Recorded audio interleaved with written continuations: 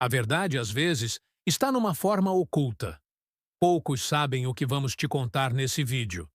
O ministro Barroso pode sair do Supremo Tribunal Federal antes do previsto.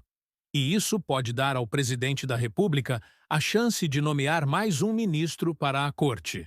Isso significa que, além das decisões judiciais, o cenário político também pode interferir diretamente no desfecho da revisão da vida toda.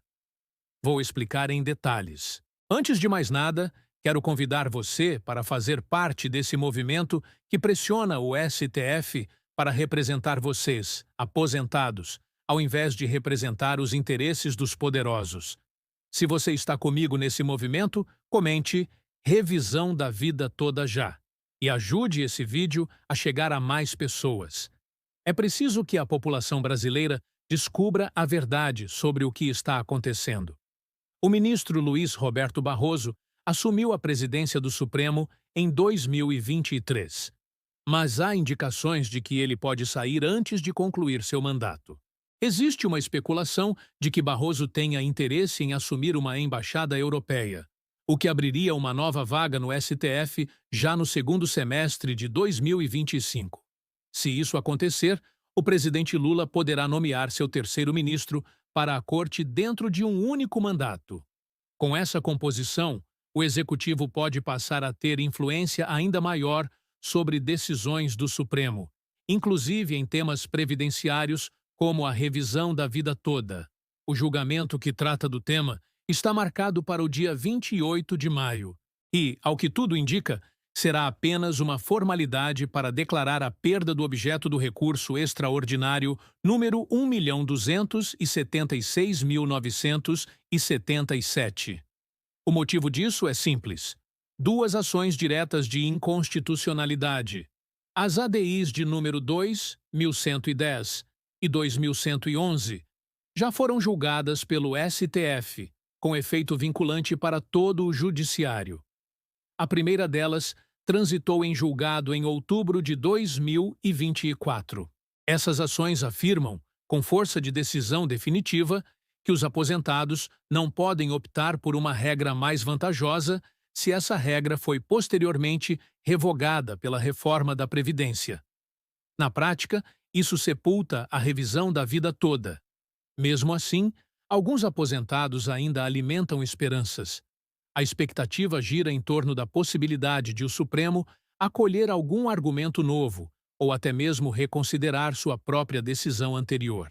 Mas essa chance é quase nula, principalmente porque o relator atual do tema é o ministro Alexandre de Moraes, que já negou a maioria dos pedidos de reconsideração.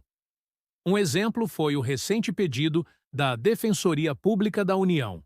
Ela tentou participar do processo como parte interessada imparcial, o chamado amigo da corte. Esse pedido já havia sido negado em 2021 pelo então relator Marco Aurélio. Agora, a DPU insistiu, mas Alexandre de Moraes reafirmou que o pedido não será conhecido. É importante entender que esse tipo de pedido, chamado de reconsideração, não é um recurso. Ele não tem força para mudar uma decisão por si só. Na prática, depende exclusivamente da boa vontade do ministro relator.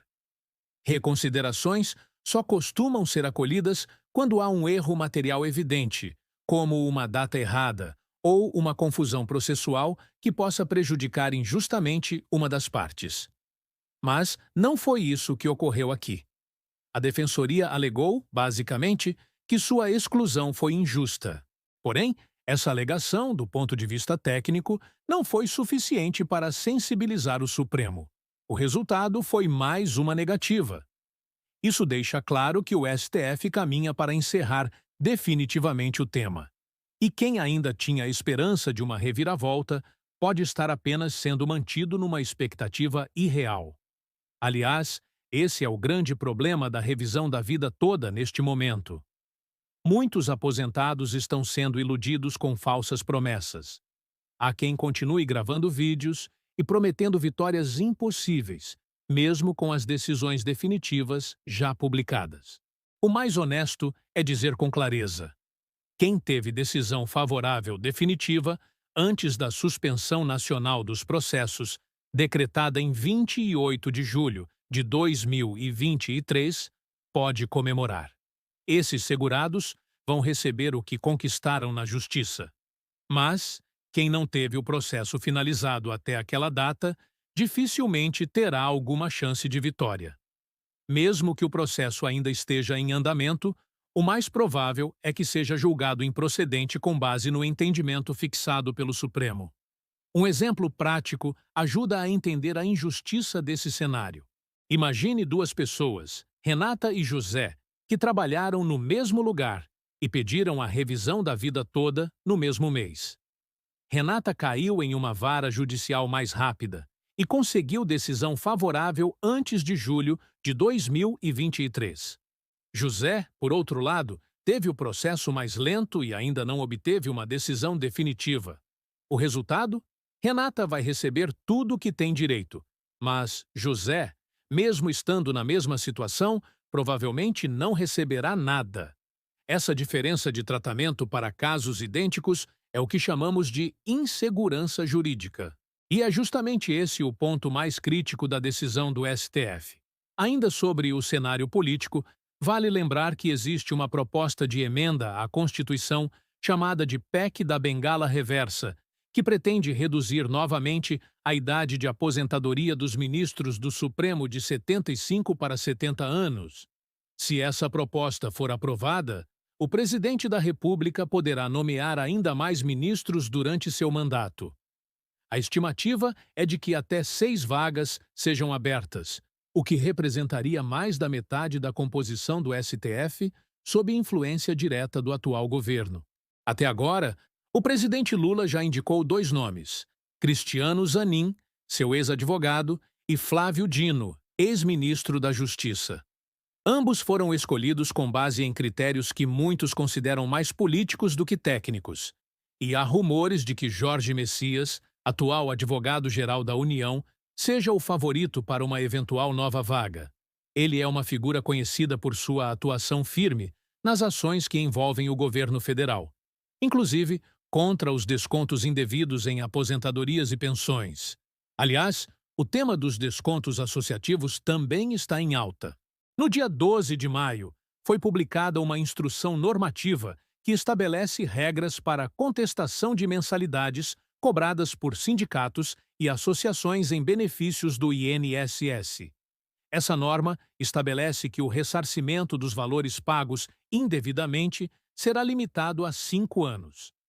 Além disso, cria um fluxo burocrático que dificulta ainda mais a devolução dos valores para os aposentados. A crítica é que muitas dessas associações funcionam como verdadeiras fachadas.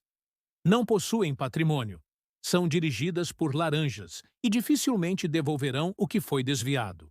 Mesmo com uma GRU, que é uma guia de recolhimento da União, o aposentado não tem garantia nenhuma de que vai receber o dinheiro de volta. Por isso, uma ação popular foi ajuizada com o objetivo de suspender essa norma.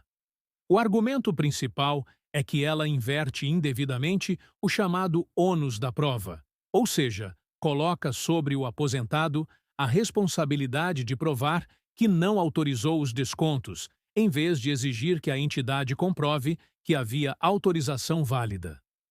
Esse cenário evidencia que os aposentados continuam sendo os mais vulneráveis. Eles enfrentam exclusão digital, dificuldades financeiras, baixa escolaridade e, mesmo assim, continuam sendo alvo de fraudes e cobranças indevidas. Enquanto isso, as autoridades responsáveis, como o Ministério Público Federal, seguem em silêncio. Não há investigações amplas, nem medidas concretas para proteger os segurados. A atuação da AGU, embora recente, ainda é seletiva. Até agora, apenas 12 associações foram alvo de medidas de bloqueio de bens.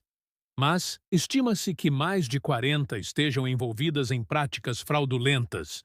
Toda essa conjuntura deixa claro que o julgamento marcado para o dia 28 de maio será o capítulo final da revisão da vida toda. O Supremo deve declarar a perda do objeto do recurso extraordinário e arquivar de vez o tema 100 e 102.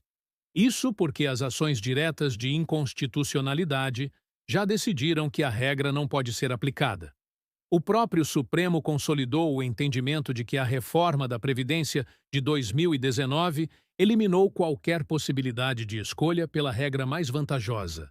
A revisão da vida toda, portanto, será encerrada oficialmente nesse julgamento, e dificilmente haverá espaço para qualquer mudança nesse entendimento. Se você chegou até aqui e acompanhou todas as informações com atenção, comente a frase: Justiça para os aposentados já. Assim, a gente vai saber que você é alguém que realmente se importa com os seus direitos e foi até o fim para entender o que está acontecendo.